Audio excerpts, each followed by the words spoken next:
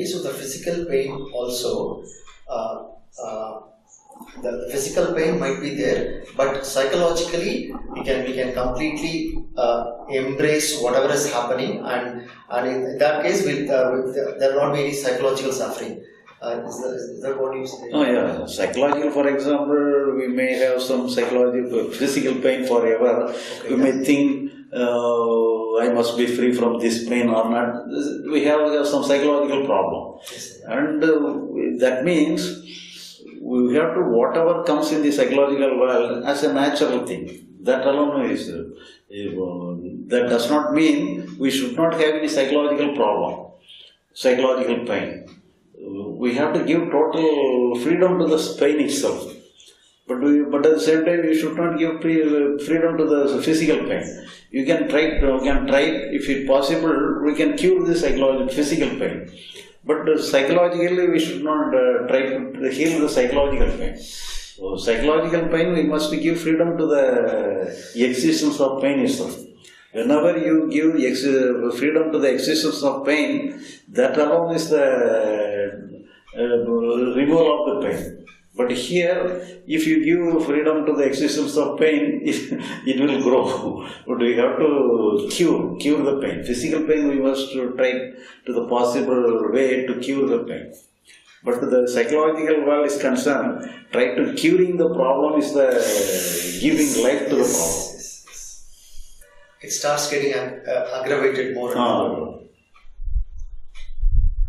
But we can go to a doctor, or we can do whatever is good to take care of the physical. Whenever we start thinking that there is something to be done psychologically, we unknowingly we have divided the mind into two parts. Is that so? Yeah. So, and when we start doing something psychologically, the doer gets strengthened, and more it results in more and more conflict. But you can uphold the doer if it is related to the external world. Okay. So, in the external world is concerned, there must be duality. Without duality, we cannot execute any work. So, the duality is a must. But psychologically, the duality is the problem. Even the understanding or the process of understanding, from the moment you say, I hear these words from you, and the whole process that takes place in the mind is totally psychological. Whether I accept it or don't accept it, whether I say this is an important message, then I need to make it as a belief over different type of thought, and everything in a way I don't really have anything to do with it. And even this understanding, is the very fact that I feel like I need to understand, or I need to do something to make this understanding happen, or make it more profound, or it's totally illusion. Here, keeping this understanding in one hand is also create the same problem. Keeping the understanding in one hand, doing the work with the other hand according to this understanding is also some destructive.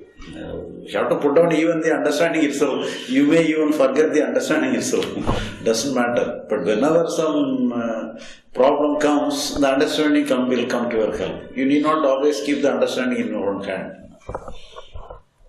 The process of this inquiry, what are the steps involved? Do we need to inquire the nature of experiences, and what are the other aspects which helps us in the process of inquiry, which helps us to come to this final conclusion idea? So open mind is enough. Okay. Open mind, and that is enough. Mind and inquire in a systematic manner. That is enough. And here the inquiry and come here. The main thing is that we have to understand recognize the natural flow of our mind. So it is not connected with this. Whenever we understand like this, we do not interfere with the natural flow of our mind. So when we do not interfere with the natural flow of our mind, we can witness the natural flow of our mind. So if the inquiry and the finding is not so important, the witnessing that the natural flow of our mind alone is important. And if you understand, once you understand the natural flow of our mind, then naturally everything is over. Because it is so you feel the flow of current, so the natural current is going on. The water is just like you are living river. The total psychological structure is flowing like a river. So we can, when you understand the natural current, natural flow of the psychological structure, because we witness like that, we are witnessing it. There is no part on our part. For that, it is only in the preliminary stage itself we understand. Afterwards, we find for ourselves the natural flow itself. So we realize the flow of our mind. We are able to clearly see that any experience comes on its own and disappears on its own. There is no part, there is no effort on our part. So we witness that. When we witness that, we share something else, some different. Previously, it will not be like that. We will be struggling to establish something. Here, we are not establishing something. In spite of our withdrawal from doing something, some real thing is happening. We can, for ourselves, understand some real thing is happening. So that we find from a direct experience. Direct experience. So liberation is basically an experience. The flow of all experiences. It can be also terminated as defined as an experience, but it's a different kind of experience. The flowing of experience, we can name it as even in the heading of the experience itself. But it is not other experience. It is and it is the flowing of all experiences.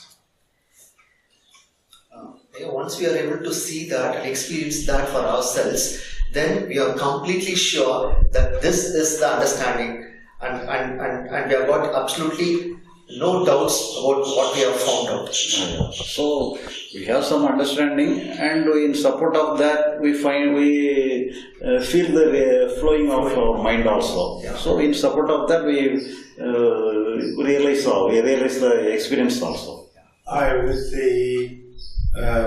There's no free will in the psychological world.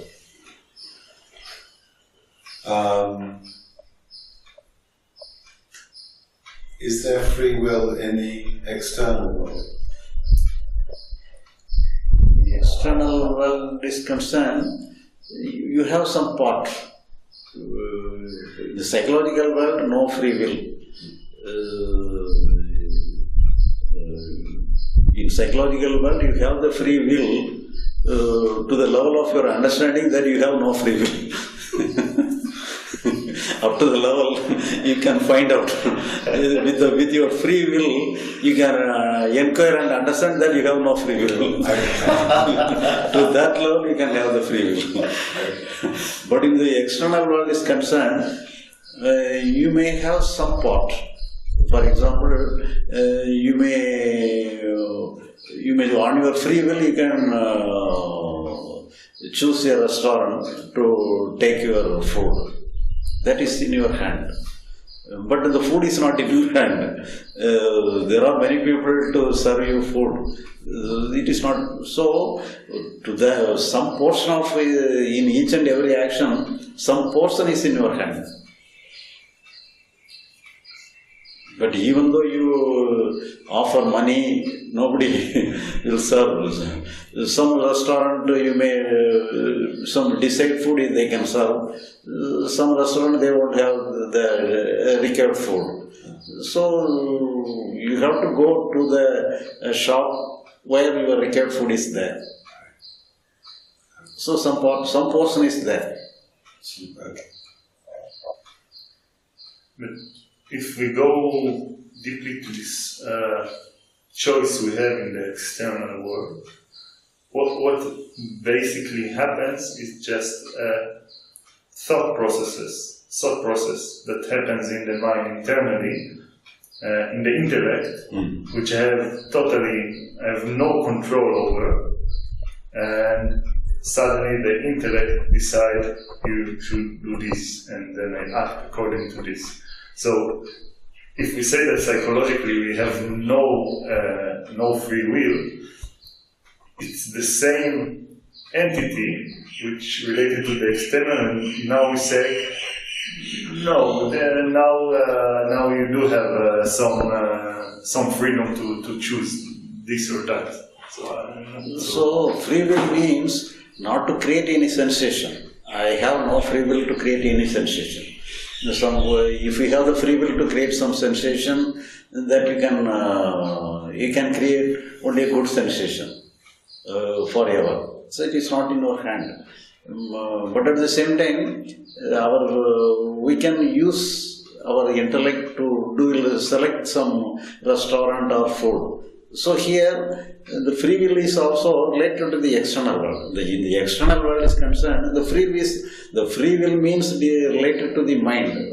The will is in the mind. The will, with the help of our mind, we are choose some restaurant. But at the same time, in the psychological world, we cannot choose like this.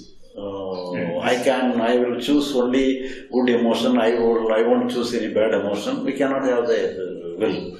This I understand. I cannot choose any experience internally, and externally it seems like I can choose to go to this restaurant or go to this restaurant.